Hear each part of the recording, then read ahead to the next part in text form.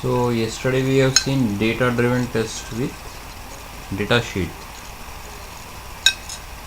So how many types of data driven tests are there?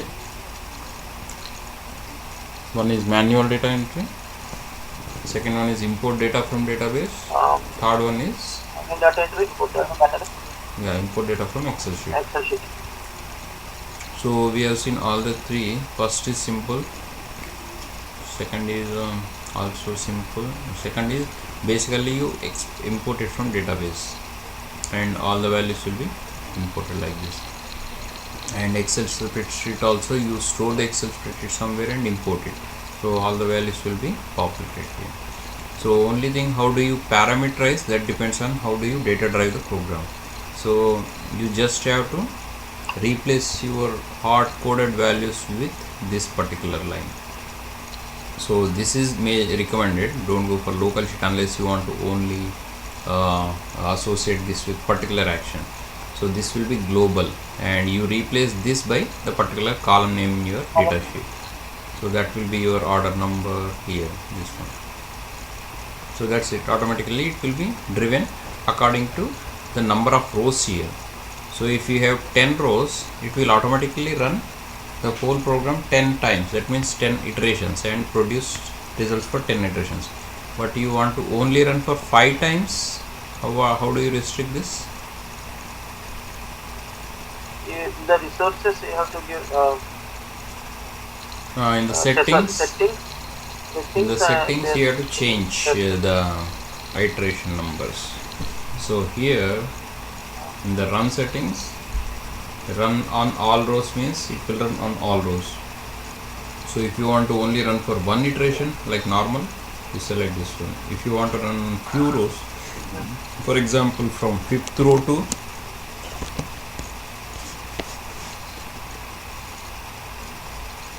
for example I want to run from 5th row number 5 to row number 10, then I have to set it like this. That's it. And this is the synchronization time of 20 seconds. So this is where you change synchronization timer. So by default it will wait for 20 seconds. So I won't change these settings, I'll just cancel it out. Okay, now moving on. So we have already seen the example, right? Now we move to the fifth kind of framework, that is hybrid approach. So what is a hybrid approach? It's a combination of both. Combination of all the approaches that we have seen so far. Yeah. Yeah, any questions? Yeah, actually another question not related to this, like in the object repository, like if there is like what you call, there is one for the web element, there is an option, right? You can pass it as a constant or you can parameterize it, right? Yeah. As a regular expression. Yeah, that's right. And every web element is like some specific what you call properties are there which are like specific for that one. One is the inner text should be same, right? The inner text. Yeah, inner text is one of the properties. Yeah. Name can be anything. So I'll open one program and show it to you. So let's take the same example that we have seen yesterday.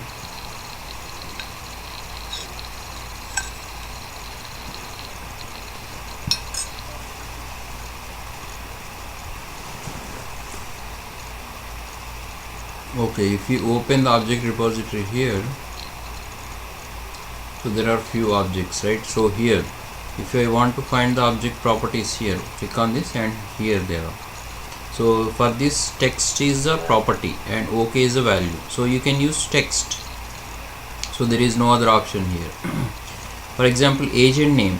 So okay, attach text. It's not a text. So let's move on. Web element. Yeah, web elements are not there here either, web edit boxes or buttons. So this is a text flight update order. It's a text Yeah. ampersand update order. Fly from. Yeah, I'll otherwise do one thing. Hello. Hello.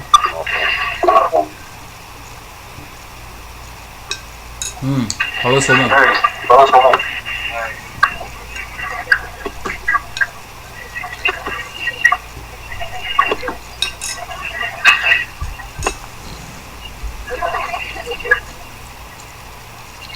Hello?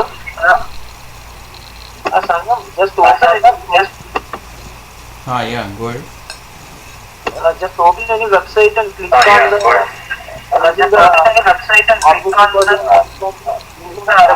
object site, click on the object site, click on the Okay, web element. You want web element, right?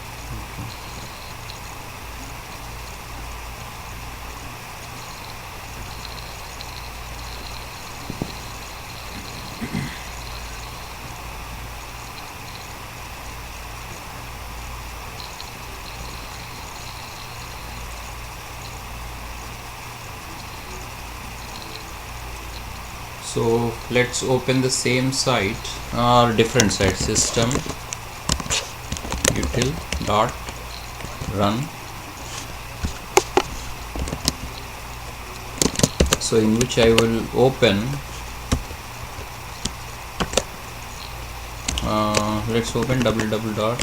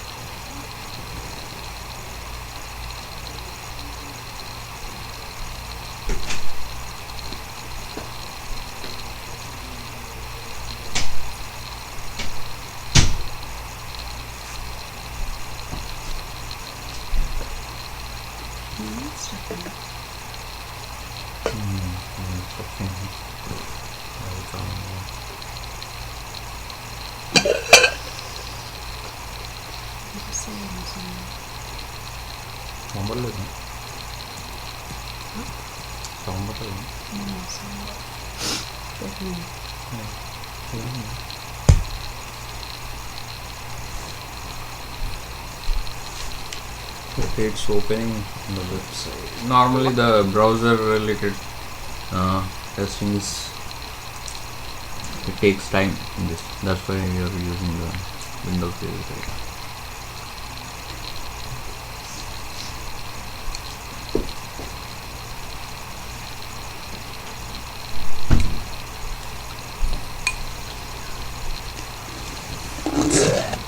It's taking a long time.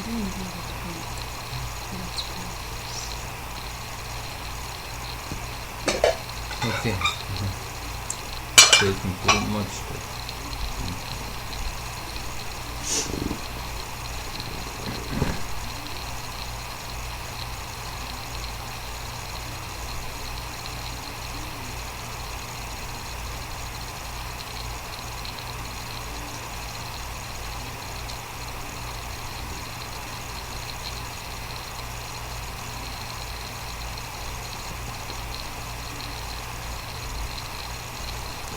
What is happening? Okay, that's what I told you, right? It's opening but slow. That's why we have to use the flight tolerant application. Okay. So it launched the Internet Explorer. Now it is supposed to open Yahoo.com. This system is slow. That too with the internet based. If you open any browser, it will be that too in the virtual machine. Okay. Okay, alright, it's opening the website after 2 minutes. No, the reason why we opened is the Gautam asked for opening some website, right, to check the web element. Yeah. Yeah. So let it open. That's why I am not opening the Internet Explorer. It will take lot of time. It might get stuck also. So question, what is your question, Gautam? Yeah, Sangam, for web element, like there is every kind of element will have some unique characters, unique properties, right? For Okay. web element, the unique properties is inner text. Like the inner text should be same as like what you call the inner text. By inner text only you will differentiate the if there are like similar type of web elements are there in a say one site. If there are like similar web elements are there, Hmm. almost similar, but uh, everything is similar, but only the inner text is different. Okay, we will take a look at this. Everything other than that, yes. Okay, so what's this is the real time site, right? So we can go to object repository and add it, or we can just take a look at those properties by object spy. So we will take Sangam, just do one thing. uh, Just close the yahoo.com. I'll give the site. okay, your Findla site. I'll Okay, give yeah, another that will site. better. Yeah, just tell me your site name. I can directly. It's lawyers dot Go. ofc dot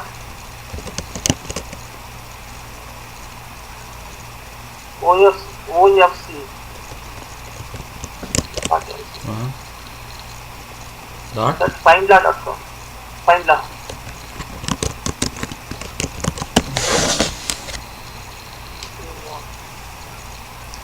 Wires, are you sure this is the site name? Or just findla.com? Yeah, just open the Findla because that is in still in I think the lawyers.ofc.findla still in UI, I think. It's Yeah, not in that's a link, production. right? Let's go to this site and click on that link instead of Yeah. typing it. Findla is an open site. It's in prod. Yeah, Findla is open site. That's what I'm looking.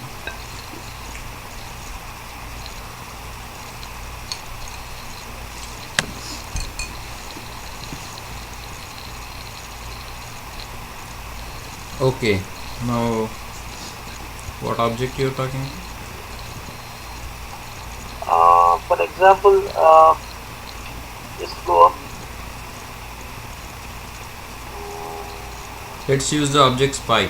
So let's find out. Okay, so if I take a look at this particular link,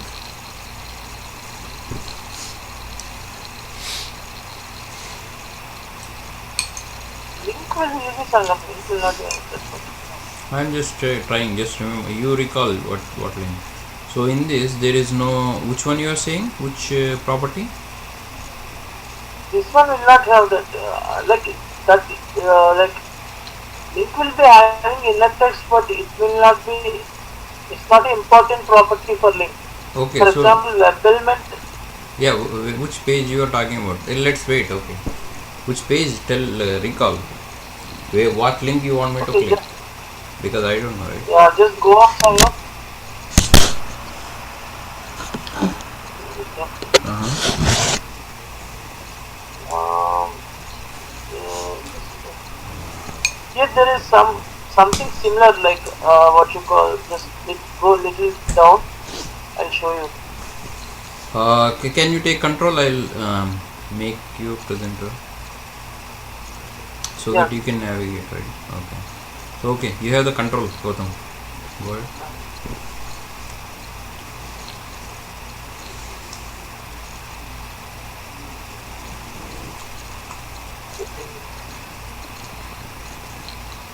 I can't scroll down some of this.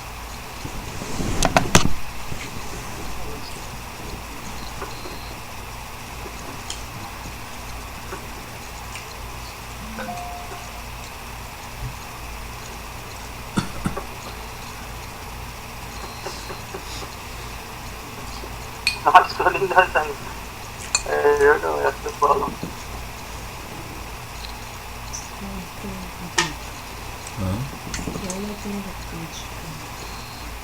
Yeah, can you see this one? Are you a legal professional? Yeah. This is a web element, I think so. Oh, let me Okay, and so open the object spy and see it for yourself. There is a quick yeah, where is QTP the object spy? I can't. window down there.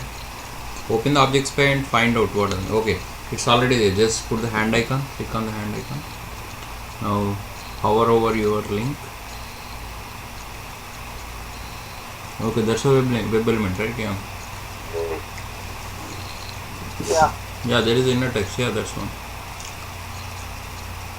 So there is a different properties have same value. That's what you're saying. What to choose? No. So similar kind of element is there in the same page.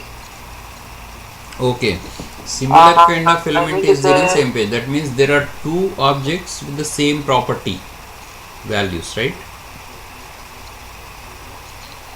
Like so can you see that in the similar kind of web elements are like in the same page are there.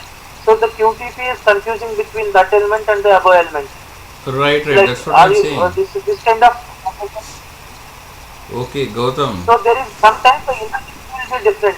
Yeah, that's right. So Little different. the concept is object identification, smart identification you have to incorporate here.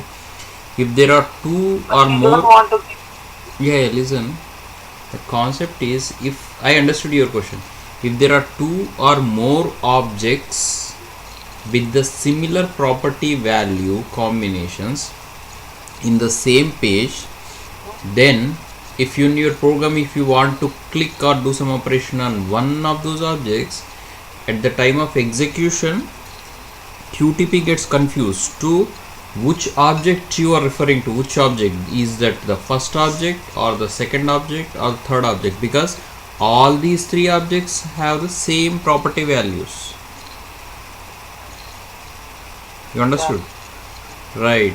So what is that called? What is that problem called in QTP? yes, the smart identification. I agree with Sangam, but you don't want to keep smart identification. Oh, yeah, that's okay. Smart identification is not mandatory. You don't have to. So the problem is object identification. At the runtime, it will throw runtime error. So in that, Yeah. it will show object could not be identified error, right? Because there are same objects in the same page with similar properties. You see what I'm saying? Both have same property. Hello? Hello? Yeah. Hello? Yeah. Hello? Hello. I can hear you. Yes, Sangam, but in between it What happened? stuck in between. Yeah, so in that case, what you have to do, I will tell you. Now I will tell you the resolution also. I have told you already. So let's say there is this web element two times. Let's say instead of searching right now, there is this particular web element, right? Now you must go for, in this case, you must go for descriptive only, because that is the only way you can distinguish between this object and other object. If you go for the record and playback, obviously it will get confused, because that particular object will be stored in the object repository. You have to follow what I'm saying, otherwise it will be waste. I'm clearly Sangam, in between your voice is disconnecting. That's why I'm unable to hear anything. okay. I'm speaking very loud here with the maximum voice. I'm not saying you're not speaking Sangam. In between, I don't know. Okay, I'm not complaining. I'm just saying I'm speaking at loud, very loud here. I'm Everybody unable could to listen. My community is listening to me loud and clear. Okay, now listen to me carefully. Okay, Gautam, because this concerns you. So this particular object, web element, is there in your page two times, let's say. Okay, Yeah. now what would you do in your program? Capture the properties of all these. You must write descriptive. There is no other way if you don't want to incorporate smart identification. Okay, I'll show you this clearly once and for final time, and we'll switch to our program. Okay, because Somo is getting bored. He is sleeping. Right, Soma? Hello? अरे बंदा सो गया है. You're right. अच्छा okay अच्छा वो तो बोलो. You are right तो बोलो. Okay, that was the name. You have to capture everything clearly. This is the name. Name, value, property name, property value. So let's provide everything here. I'll write. Okay. Name colon is equal to. Now, what is the next object? What is the next object here? This one. This is the page. Page has title. Yeah. So it's the same thing. Basically, we are trying to write descriptive for that particular line. Right. Okay. So that is the second line. That is the second object. Parent object, child object, and its child object. All the way you have to come down. Now, this particular object is causing the problem in your programming. Why? Because there are two of the same sort. You can choose one of these. Inner text I'll go for. Are you legally professional? I'll copy this. So what is this? This is the inner text. God damn it. Colon is equal to, okay. Now these three lines we want, right? But since, listen carefully now, this is important. Since this particular web element is there two times in the page, you have to distinguish at least another property whose value differs in both. This particular object's values, object property and values are similar for the second object also, but there will be one property which is different from one another. So you have to actually scroll through and find out. Let's see. Okay, let's see. Let's say HTML tag is different. It could be apps x apps y is the what location, what pixel it is present in. That's 906 405. So it is also different because at the same position there cannot be two objects. You cannot. Different Sangam. Yeah. Listen. Let me finish this and then you can ask questions. I am giving you an example. So let's say this particular object has HTML tag h3 and the other web element in the same page has everything same except for HTML tag value. So let's say it has h4. In that case, you have to take two property combination values. So let's take HTML tag also here.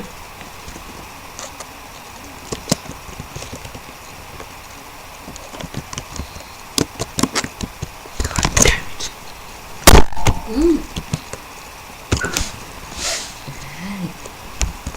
H3. Okay.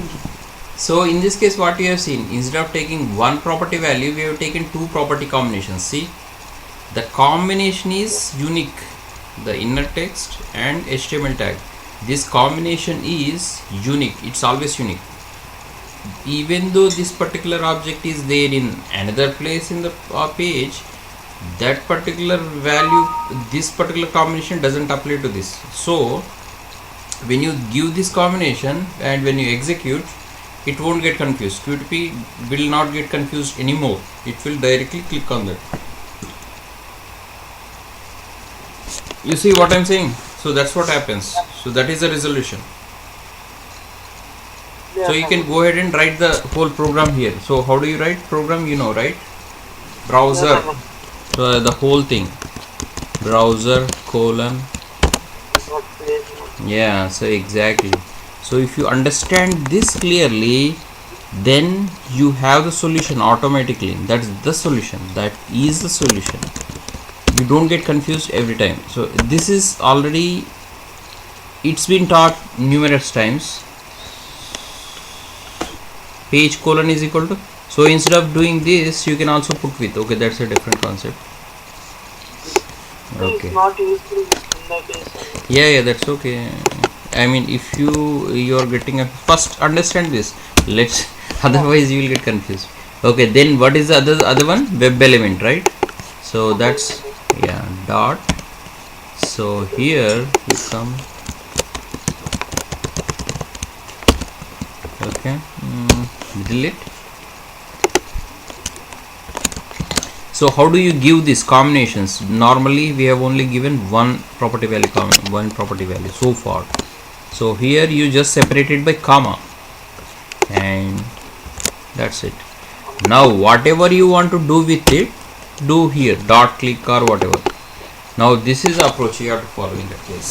The only solution is give the property combination in such a way that one of the property values of this particular object differs for other object of the same sort. That is completely correctly clear, exactly right. So apply this technique in your project, and it won't cause any runtime error. Yes, sir. Okay, understood, right? You want to take any screenshot, take it before starting our course. No problem, sir. I remember. Take the screenshot or copy the text to your program, your laptop.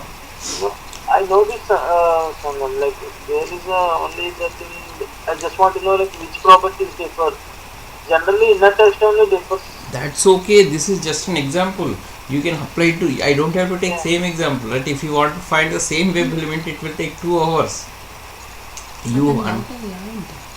Yeah. Oh my goodness. మొత్తం గంట సేపు చెప్పిన తర్వాత రామాయణం అయిన తర్వాత. Okay. Madhuri is asking, what is your doubt? What? No, This is not your doubt, huh? Gautam ఇదేనా నీ doubt? Yeah సంగం నాకు అర్థమైంది సంగం. అంటే నాకు ఆ కోడ్ తో ప్రాబ్లం లేదు. కోడ్ నాకు అర్థం ఎప్పటి నుంచో అర్థమైంది ముందే. నాకు ఎక్కడంటే ఇన్నర్ టెక్స్ట్ ఒకటే ఎలిమెంట్ డిఫర్ అవుతుంది మ్యాక్సిమం కేసెస్ లో వెబ్ ఎలిమెంట్ కి డౌట్. అదే అదే అర్థమైంది. అంటే నాకు ఈ కోడ్ ప్రాబ్లం లేదు సంగం. కోడ్ ఓకే, కోడ్ నాకు ముందు నుంచి తెలుస్తుంది. Browser dot page dot web element అవ్వచ్చు, వెబ్ ఎడిట్ అవ్వచ్చు, అది ప్రాబ్లం లేదు. This is the concept. ఒక ఎలిమెంట్ యా అది అర్థమైంది సంగం. అది నాకు ఇన్నర్ టెక్స్ట్ ఒక్కటే డిఫర్ అవుతుందా లేదంటే ఇంకేనా డిఫర్ అవుతుందా అని నాకు డౌట్. అంతే ఇన్నర్ టెక్స్ట్ డిఫర్ అవుతుంది. ఇన్నర్ టెక్స్ట్ బట్టి మనం ఇక్కడ ఇన్నర్ టెక్స్ట్ అంటే నా డౌట్ ఏంటంటే ఇన్నర్ టెక్స్ట్ లైక్ ఇప్పుడు వెబ్ ఎలిమెంట్ ఆబ్జెక్ట్ ప్రాపర్టీస్కి వెళ్తే ఇన్నర్ టెక్స్ట్ ని మనము కాన్స్టెంట్ గా పాస్ చేయొచ్చు, లేదంటే లైక్ ఇట్లా కూడా పాస్ చేయొచ్చు. అంటే లైక్ పారామీటరైజ్ చేయొచ్చు. ఒక చెక్ బాక్స్ ఉంటుంది లైక్ ఆబ్జెక్ట్ రిపోజిటరీలో ఒక చెక్ బాక్స్ ఉంటుంది. Yeah, you can do that one also. Web element properties మీద క్లిక్ చేస్తే Anything. Here you don't have to take only this. You can take this. You can take name also. You can take outer text, outer HTML. You can take outer text. But maximum you can only take 2 properties. More than 2 you cannot take. The PWP will not allow. So minimum you can take 1. Maximum you can take 2. Okay, so if that is clear, we can move on. yes,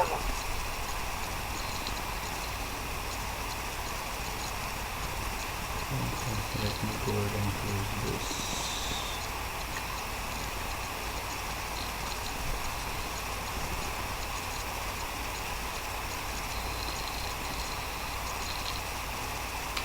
Okay, so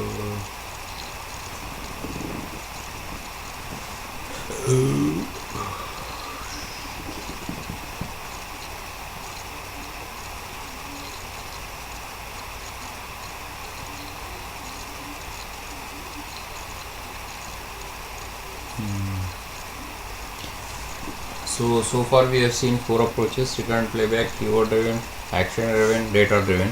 Now 5th approach is hybrid approach, which is a combination of all these 4 approaches actually: data driven, function driven, module driven, and record and playback also. You can use it here and there. So in this, So what we have seen in the data driven, from keyboard, from flat file, from you can accept the data from front end objects, you can accept data from data table, in which you can accept data from Excel spreadsheet, database, or manually enter. So and all these types of one or many types of data accepting approaches can be followed, and the data can be passed onto your program, and that will be data driven. That's why you call it data driven, and the whole automation program will run on your project likewise. Okay, so that's a big example. Now you can think of any flight reservation application only and apply different, like log into application and open an order and modify the existing order, then create a new order, then delete an existing order, then close it. So for different like for login, close order, open order, delete order, update order, create an order, all this you can write a functions. And for closing the browser, closing the application, you can write a module action, and you want to run whole program in 5 times for different logins. So you want to data drive it, and some part you also record, some part you write the descriptive. So the whole program is set to be written in what approach? Hybrid approach, because we have used all. So that is it. Simple. Basically whatever we have learned so far, you use the combination of those, but appropriately. How appropriately you have to think. So your who you have created the framework, he should mention everything clearly in the document.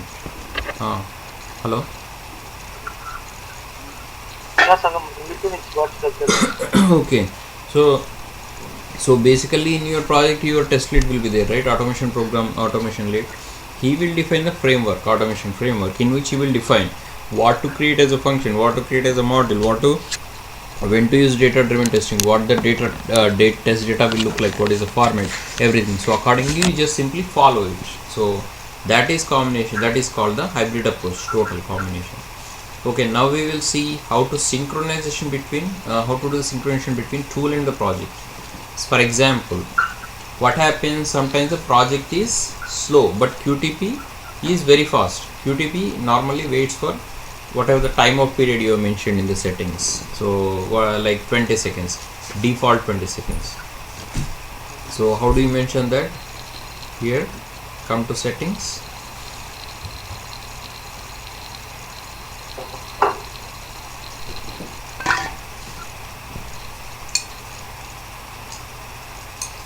so we do mention go to run and provide the timeout period here. That means even though the project is slow, QTP can still wait for 20 seconds. If you want to increase it to 30 seconds, you can also increase. That means maximum it will wait for 30 seconds. So this is one approach how to deal with synchronization problems in your project.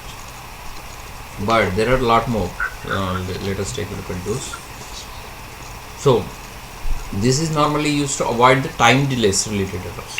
Otherwise it will also pose the time related errors. So first approach is increase the object synchronization timeout period. So where do you increase? I just now show you. Open the settings, file settings, go to run. Here this particular way where I am showing, here increase the timeout. So if your project is very slow, it's in the initial stages, obviously it will have some performance problems, so it will take a lot of time, 50 seconds. So if you want to wait for 60 seconds, put 60 seconds. So that way it will maximum wait for 60 seconds. In such case your application is slow. So that is one way. Second is descriptively. You can also mention the wait time in 20 seconds. How do you mention? Yeah, so for example, if you want to hear after launching the application it is still taking time. Okay, now I want to override the timeout period, then you can mention wait, and whatever you mention here 5 seconds, it will wait for 5 seconds. That means this will be your 5 seconds period. It will wait for 5 seconds, and after which it will time out. So you may ask the question, okay, you already mentioned 20 seconds in the timeout in the settings. So why it won't wait for 20 seconds? Because you have already mentioned the wait function here, right? So this particular wait function will override whatever you mentioned in the settings or somewhere. So if you don't mention anything, the 20-second timeout period is applicable. But if you mention something here, this is applicable. Okay, this will be advantageous if you want to wait for more time but don't want to change the settings. So in such case, you can come here, I want to wait for 110 seconds. So only at this point runtime it will wait for 110 seconds maximum, but for all others the default timeout period will be applicable. You know what I'm saying? So Yes, sir. this is another way of dealing with the synchronization problems. There is a third approach. Both are static, but there is a dynamic approach to it. Let us see what is it. For example, in your in your project, some pages open very fastly, some pages open very slowly. So you don't want to wait too much time. So the thing is, if you wait for 110 seconds every time, your execution is slower. It will be as good as manual testing. So that is there is no point in it. So in such case, what would you do is you incorporate a dynamic synchronization point. That means it will wait for the application to respond. As soon as the application responds, it will quickly move on. So instead of waiting for rest of the time. For example, you mentioned wait 110. What will happen is, even though application is responded, it will still wait 110 seconds. You know, after you log in normally taking 20 seconds. Sorry, 20 seconds. Okay, but you have mentioned 110 seconds. So even though it logged in after 20 seconds, it will still wait for 110 seconds. Basically, you are losing the rest of the time. So in such case, if you go for this third approach, even though you mentioned 110 seconds, the application is faster. Like within 20 seconds, the task is done. It will move on. So it won't wait for the rest of it. That means it is totally dynamic. It will adapt to the application speed. Now, how do you do that? So this line is normally you mention. For example, WinEdit. So agent in this particular object is taking time to load. So just mention wait property enable and true, and maximum time is in milliseconds. This is 20,000 milliseconds. That means divided by 1000, that will be 20 seconds.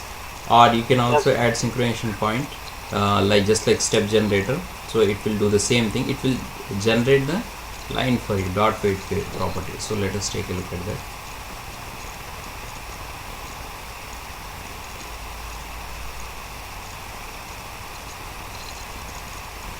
So for example, if you want to incorporate, this is a static wait. Now dynamic wait, let us see.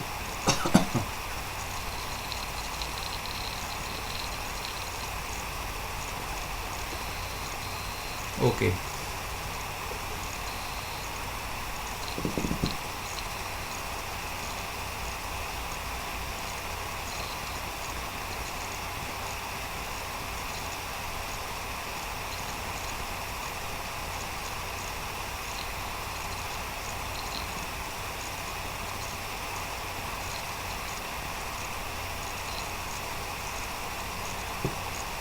So here you see in the insert the synchronization point is disabled.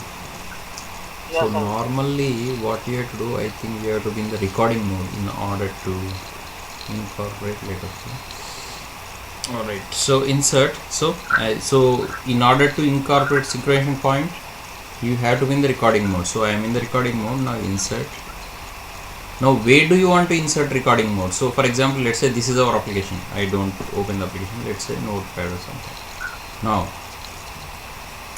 what is the property name? You want to check property name, enabled, and property value. You can mention the property value using the object spy. So let's say property value is Notepad.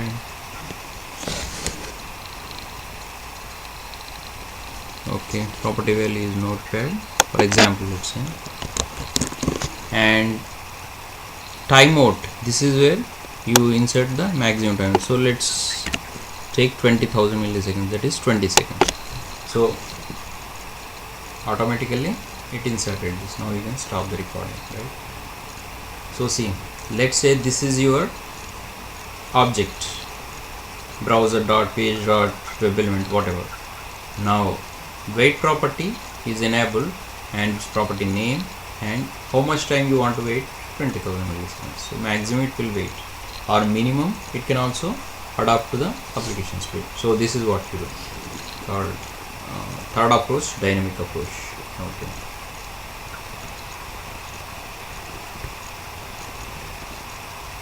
Any questions in the synchronization point? Gautam, Som? Nothing. Okay, good. So now we have seen some objects, right, so far. Like some objects have some properties so far. For example, if you take a look at agent name, it has attached text agent name, right? This is the static. Static means all the time its property value won't change. Now in some projects the property value changes, it's dynamic, it's not static. In that case, what would you do? So let's see, you understood my point, right?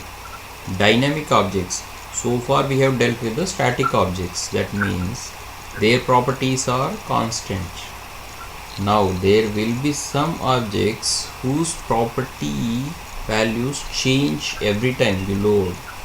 Those objects will be called, what those objects will be called? Somo, Utho, what those objects will be called? Dynamic. Ah, good, okay. Go back to sleep now. Okay.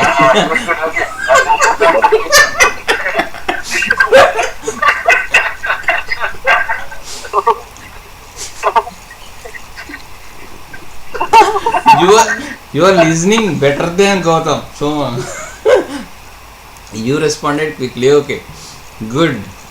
So those objects will be called dynamic because their properties change. Huh?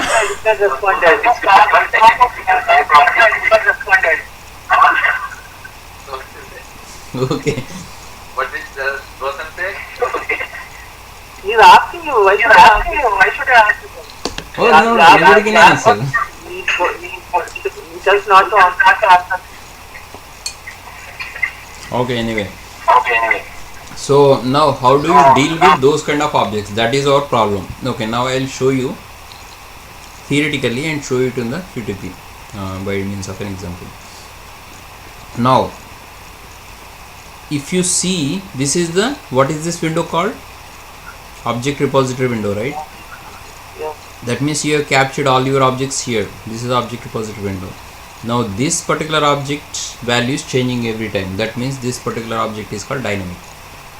You cannot take this value because it's changing. Next time it will be different. So obviously you cannot depend on this.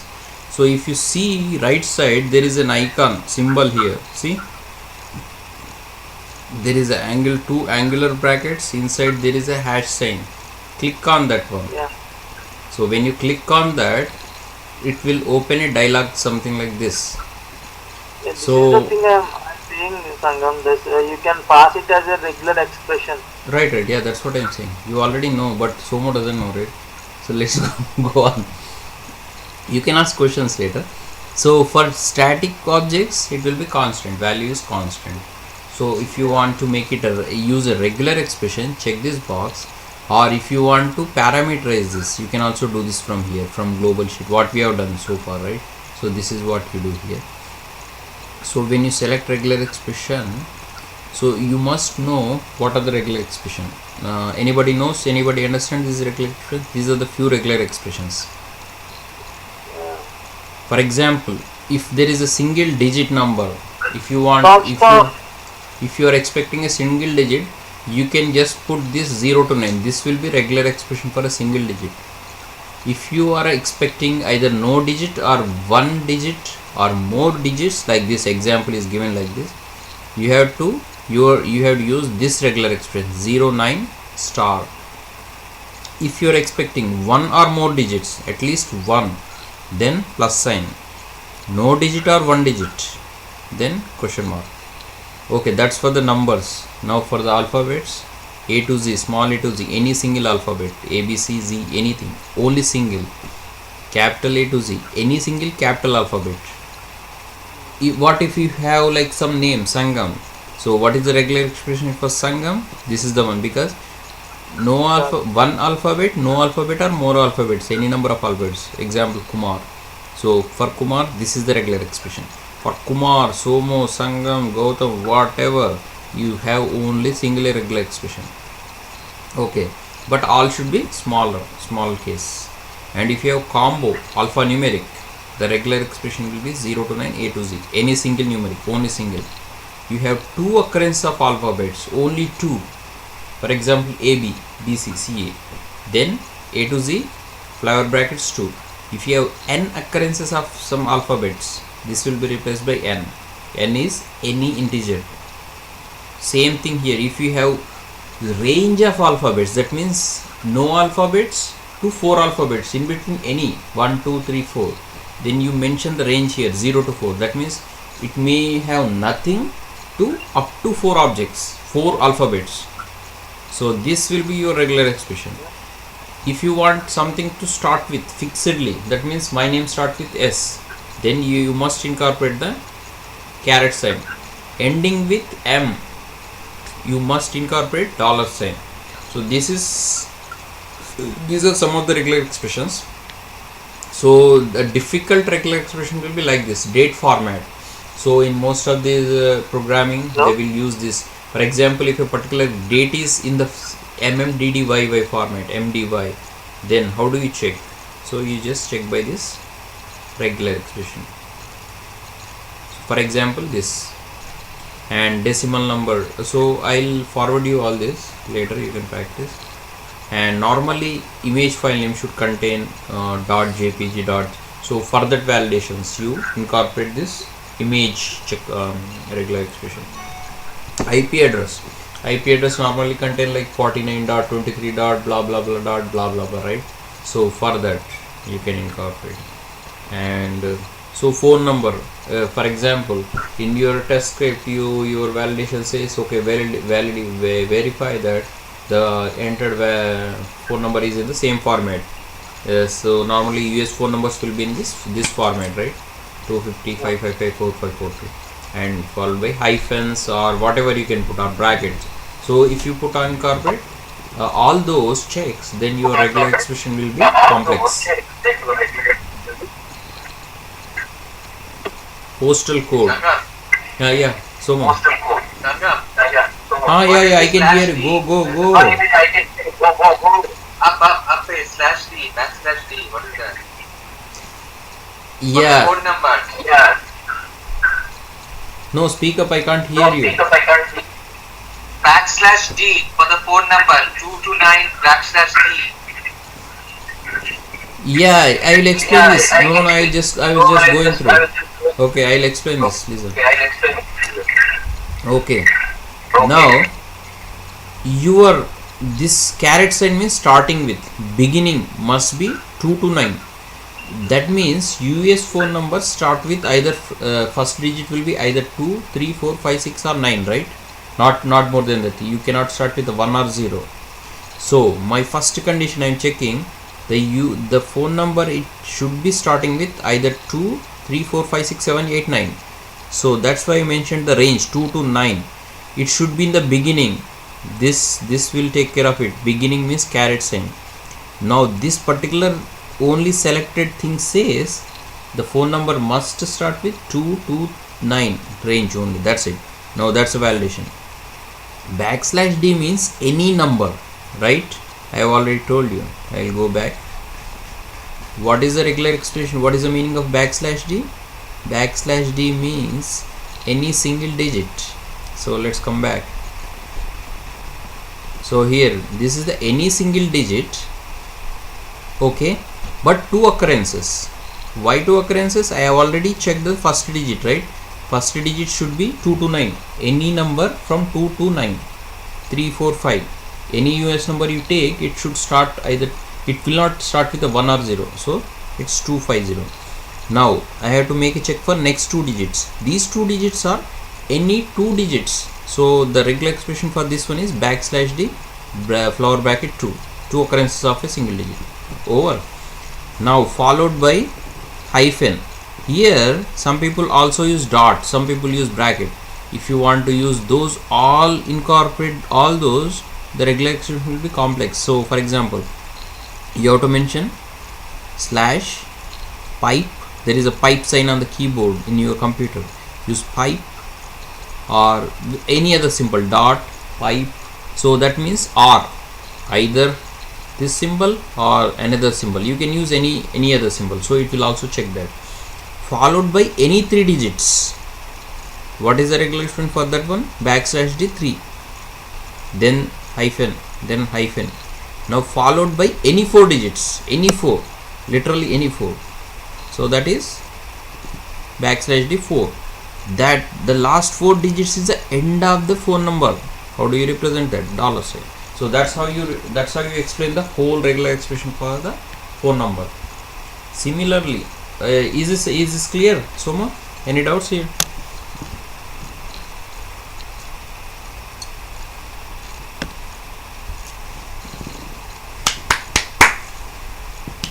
Hello? Hello? What's up? Did you hear what I am saying? Hello? Yeah, hello? What's up, are you there? Hello? Hello? Hello? Hello? Hello? Hello? Hello? Hello? What happened? अरे पूरा बात नहीं सुना क्या? ओ तेरी. The audio connection is lost. I was explaining total thing. Okay, no worries. Can you hear me now? Yes. Oh God. Fuck. I am unable to hear that in between. Okay, when you don't hear anything, just type something here. Otherwise, I will be speaking. Okay, no worries. So here, the US phone number start with 2 to 9 digits, right? 2, 3, 4, 5, 6, 7, 8, 9. So that means the first digit should be from 2 to 9 only. So the starting point is that one. So the caret sign simply represents starting point. Then followed by 2 more digits, any 2 digits. So the single digit is represented by backslash d. I already told you backslash d is for the single digit. How many occurrences? 2 occurrences. Flower bracket 2 means 2 occurrences. So this is checked now. Followed by a symbol, any symbol. So whatever symbol you are putting. Hello? What the fuck, man? Hello? Huh? What if there is pipe and comma and then bracket? How do we represent that? Oh, that's what I explained. If you have specific symbols, if you have any symbol. We have to separate by comma or what? Oh god damn it, no. Okay. Fuck. Suppose if we don't know the phone number, how do we do that? Hold on, Suppose that's the what phone I number. Okay, how is your phone number? Tell No, me. suppose the phone number is unknown. We don't know what format we will use. No, that's a bad example. You have the phone number and you have to check if it is in the particular format or not. Like this XXX/XXXX. Then only you can use regular expression. You cannot check regular expression if there is no phone number. Okay. Regular So the phone number expression should is be known and the format used. should be known. Regular expression is used when you want to check something is in the particular format. For example, email is in this particular format, no, right? Something @ dot com or .net or something here. Now let us check this one. The first portion. Are you able to listen to me again? I don't want to speak.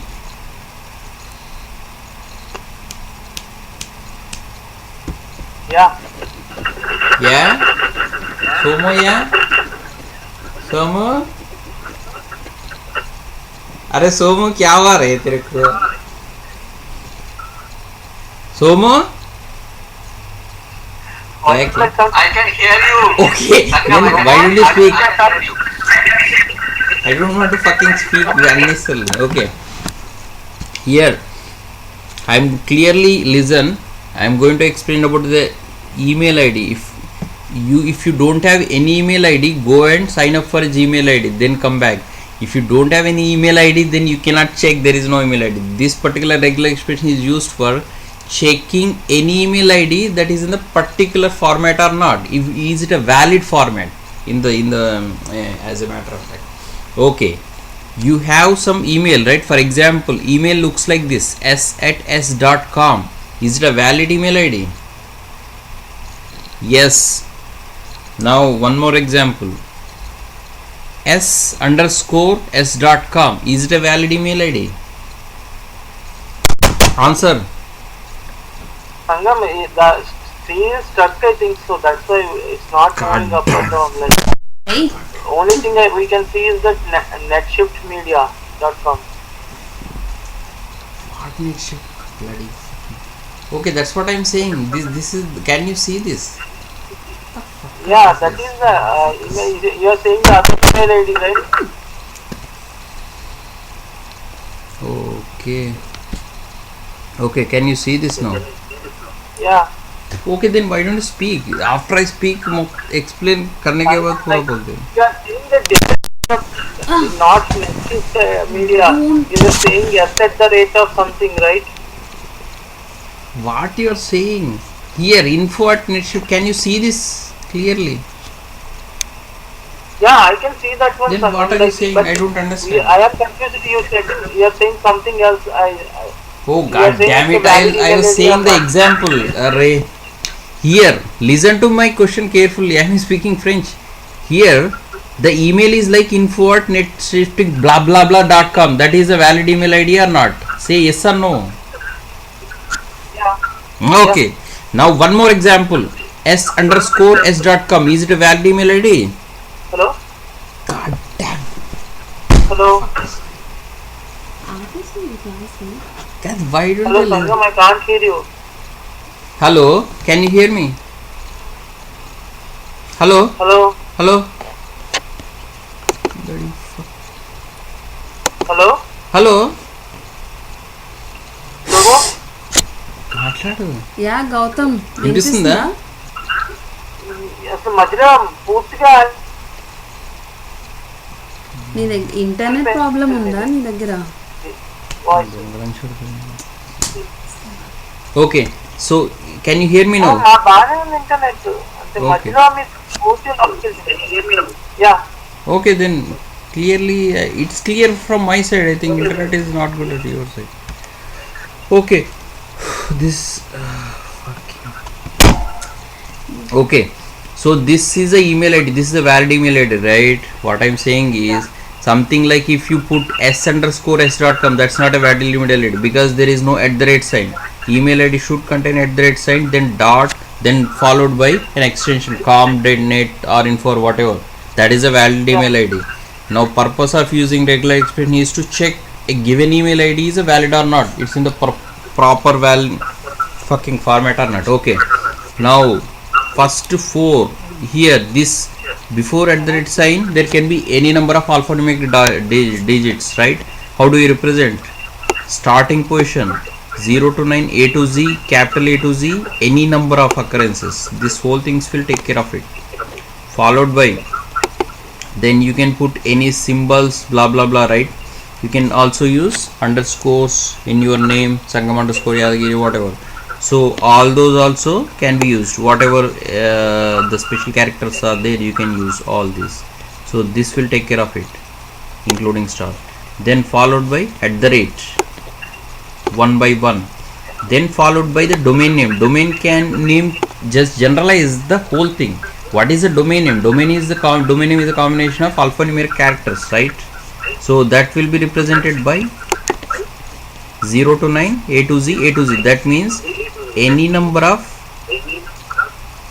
numeric alpha, small case, capital case, plus represent any number of. Also the special characters are also acceptable, right? Underscore, blah blah blah. So the dot, anything is acceptable. So whole thing is taking care of this Netshift media. It is totally generalized. That's what you have to think of out of the box. followed by dot, right? Dot followed by com. You can put anything, not necessarily com. It can be .net, .info, .org, .gov, whatever. So it's a basically 3-letter, it may be 3-letter word, 2-letter word, 4-letter word. So far we only have 4 letters maximum, right? Not currently we don't have extensions exceeding 4. Maximum .info or minimum 2. Minimum 2 instance .in is also part of extension. So I am saying 2 to 4. That's why the range is 2 to 4. Any occurrences here, okay, any combination of occurrences, that will take it up, and that is the end of the line, end of the string. So this whole thing is the regular expression for email ID. So coming back to your program,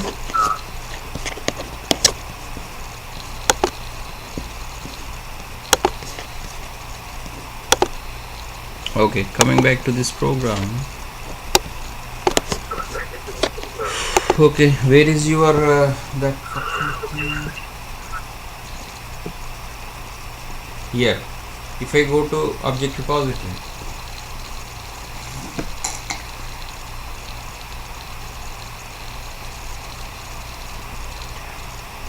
so here agent name, I was saying about agent name, right? For example, this particular agent name is not static, it's dynamic. So okay, we have to okay, how do you open? Let me open object repository, because it was not editable. That's why I'm opening this. You have to exactly understand what I'm doing here, then only you will understand, right? Okay, now let me open one of these object repositories so that I can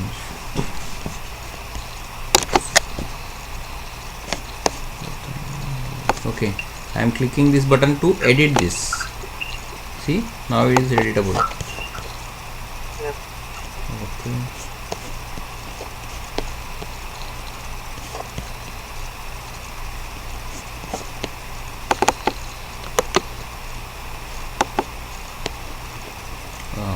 Okay, not like this. So you cannot change the property. The object manager only shows in the view mode. Okay, here what I will do is I will open another application.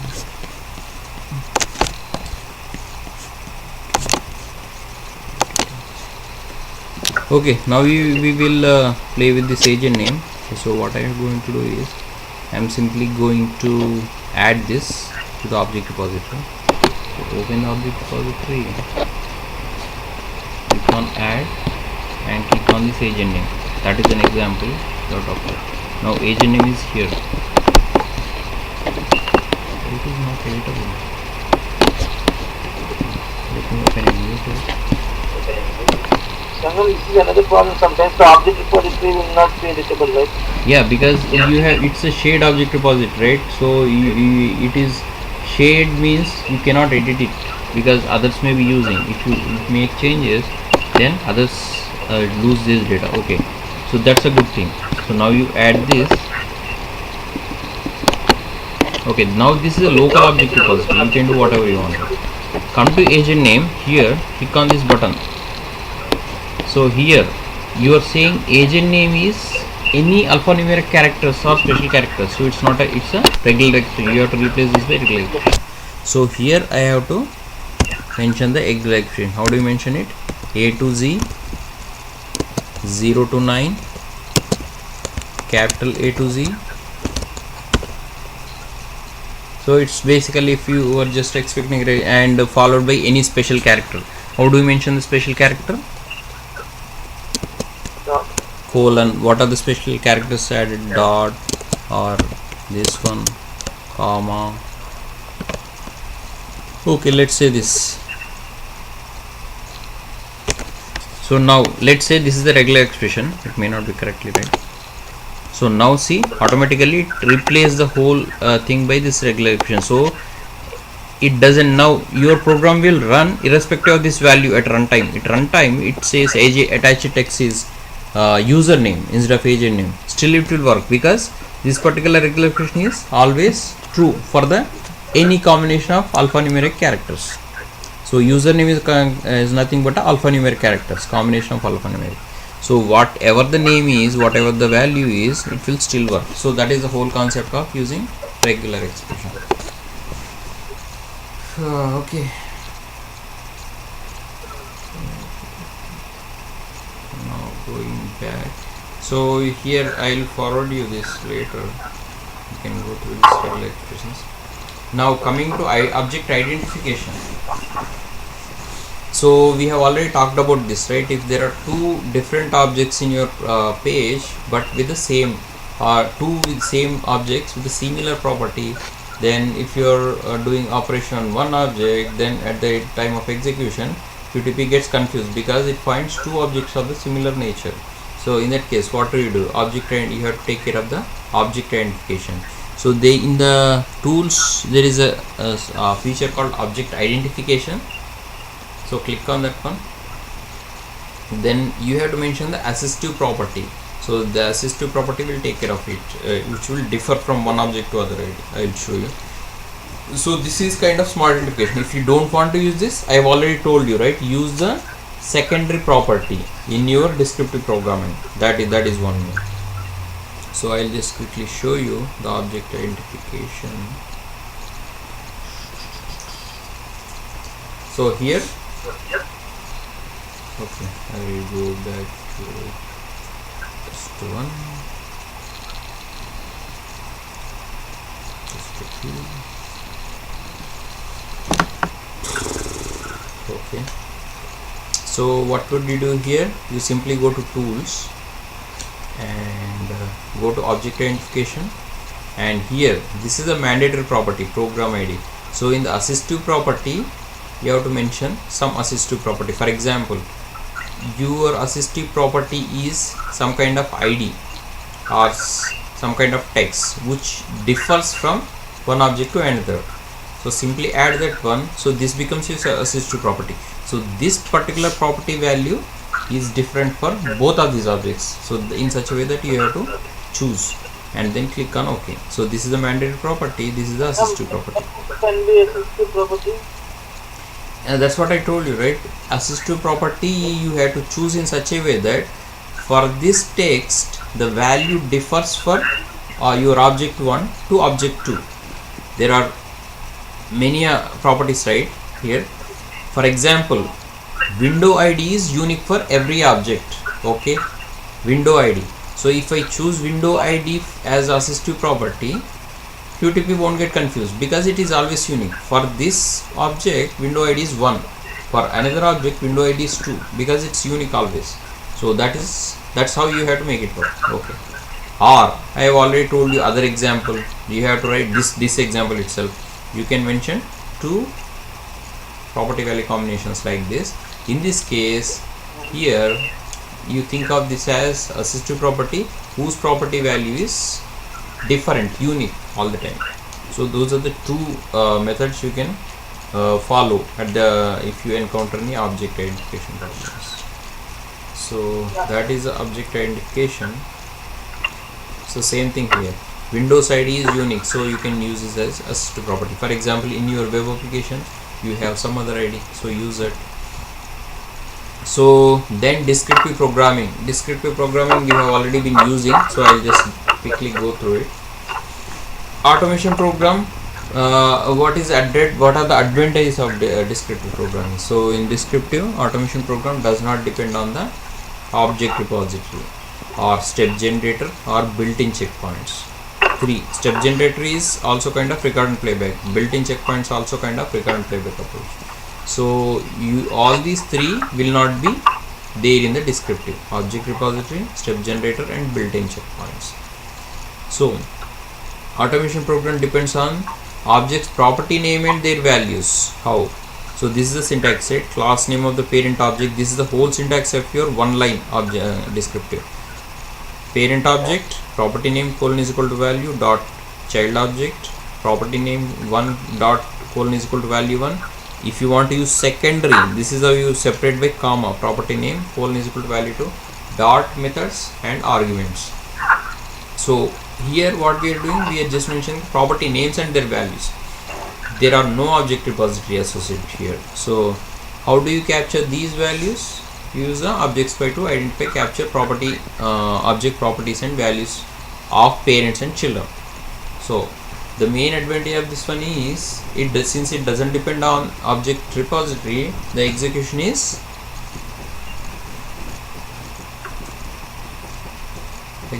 what? What is the advantage of descriptive programming? The execution is there is no need of depending on the object repositories, and the execution will be easier. Execution will be faster. Faster also. Okay, so the example we have already seen this example. I am just going through quickly. For example, if you want to verify OK button is enabled or not in the flight resolution application, we have already seen. So this is how you write using complete descriptive. There is no record and playback here, recording approach here, completely descriptive we have used. So the another advantage is you can simply copy paste this in your any version of your QTP and still it will work. You write the program and you want to pass it to your colleague, so still he can use this. That is advantage of this one. So we have already seen this example. Do you want do you have any doubts in this particular program? So do you understand this program till here?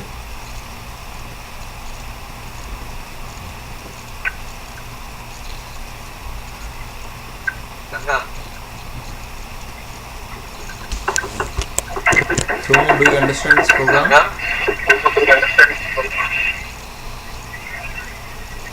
Sangam, Do you understand this program? not full, okay, somewhat. You have to explain hybrid approach. Oh, hybrid approach, that's what I'm coming to. Hybrid approach, what is a hybrid approach? Somo. Combination of record play, function driven, data driven, And module driven. so what example you want to take? Yeah, I will explain, but before that you have to answer some questions. So what example will be suitable for the hybrid approach? Give me an example. What are you saying? I am saying what is the good example for the hybrid approach? What is the good example? You are going to give the example, right? अबे वही तो पूछ रहा हूँ. For example, okay, keyword driven approach is there, right? The example I have taken is login into flight resolution application and open an existing order. So I have created functions for login and open order because these are the repeatable operations, right? So that example is taken. For data driven also I have taken some other example. Login, open an existing order, update its details, that means change the flight from, and run the whole program on all flight from values. Different values will be there, right, on the drop down. Run it. That is the example for data driven. Likewise, if you want to cover everything, come up with a scenario. What example you have to take? That's my question.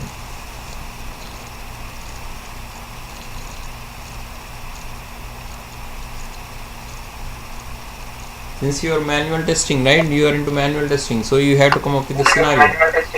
Think of a scenario. Let me think and get back to you. Okay, good. Think and come back. That's right. Meanwhile, we are going through this.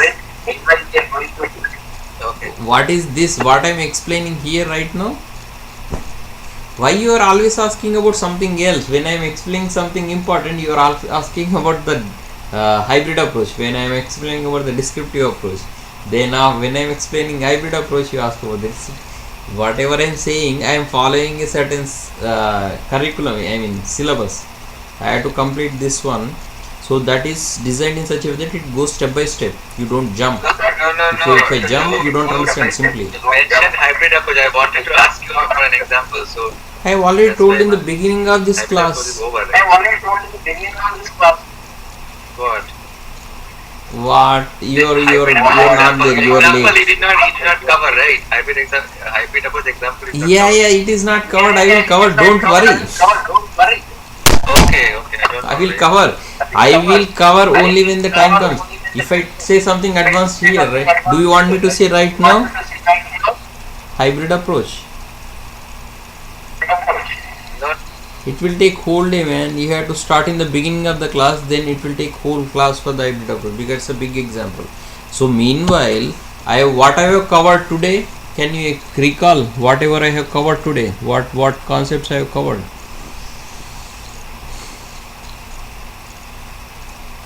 One, object synchronization timeout. Second one, what is the second one? What we have learned Hybrid today? approach. No, hybrid approach, just I Hybrid- gave you a hybrid brief approach. introduction, but tomorrow we'll see. Today we have seen just introduction, that's it. many concepts, one of which is object synchronization, then second one is Object sync- object identification problems, introduction to hybrid approach. introduction to hybrid approach, Object good, identification. and regular expression, dynamic objects, using how to use regular expression, and Yep. and what else? Let me go back. You have to remember everything like this: object identification, regular expression, and dynamic objects, object synchronization. So these four, and introduction to the hybrid approach. So in the beginning of the class I told you I will cover hybrid approach. Why you are asking hybrid approach? Whatever I don't cover, you ask for the same, which I will cover later, tomorrow later. Don't worry about it, okay? Okay, now I am talking about the descriptive programming. Descriptive programming theory, we have already seen examples, so many we have already used descriptive. Whatever I am talking about is what is the theoretical nature of the descriptive programming, what are the advantages, what are the how the syntaxes look like and everything. And right now I am in the example of descriptive, which is completely written in descriptive. Okay, go. Sangam, can we continue tomorrow? Yes, we can continue tomorrow. Sangam, tomorrow take it again.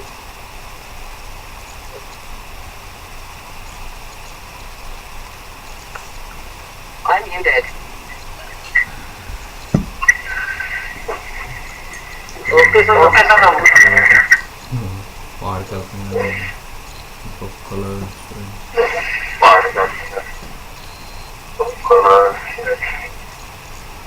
Makara